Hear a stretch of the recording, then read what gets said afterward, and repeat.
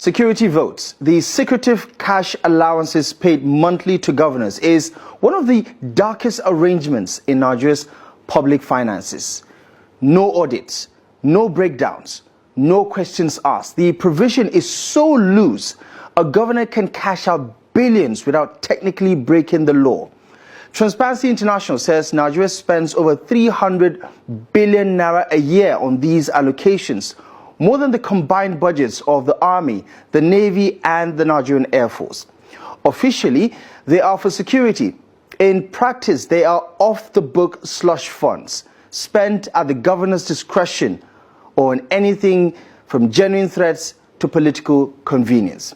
In the 2024 Corruption Perception Index, Nigeria ranked 140 out of 180 countries, scoring just 26 points out of 100 among the most corrupt public sectors on earth.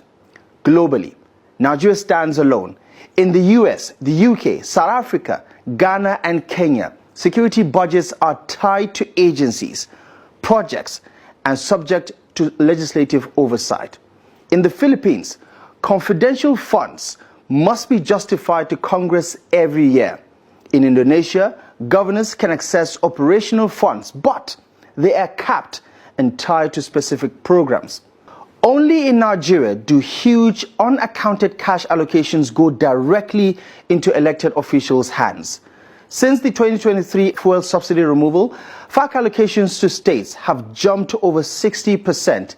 In 2024, states got 5.81 trillion naira. But the killings, the kidnappings, the armed attacks haven't stopped.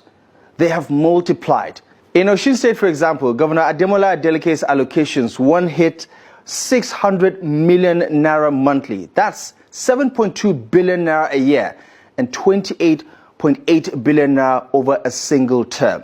For many states, it's a quiet way to recoup campaign spending. Some governors, especially those in states battling major security crises, they collect over 1 billion naira a month in security votes. Now, under Section 15, subsection 5 of the Nigerian Constitution, governors are required to protect citizens' welfare and abolish corruption. This includes explaining how they spend security votes, a fund that in 2021 alone saw state and local leaders collect over 375 billion naira.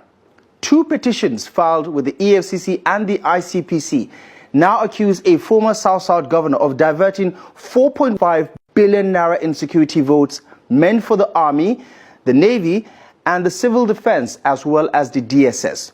The anti-graft group NACAT alleges that funds allocated in just 6 months never reached the agencies. Allocations included 500 million naira for the Nigerian Army, 480 million naira for the Navy, 490 million naira for Civil Defense, and hundreds of millions of naira more to other security outfits. Two questions should keep Nigerians up at night.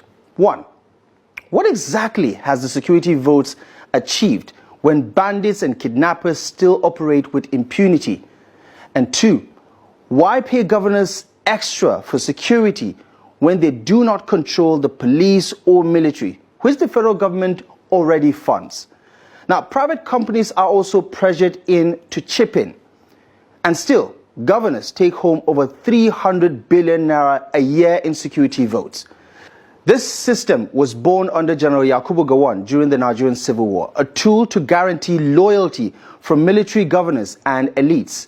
Over 4 decades later, it still survives, untouched, opaque, unaccountable, and disconnected from any real improvement in public safety. For Transparency International, SERAP, and other watchdogs, the answer is clear. Audit the funds, publish the records, and redirect them to agencies that actually keep Nigerians safe.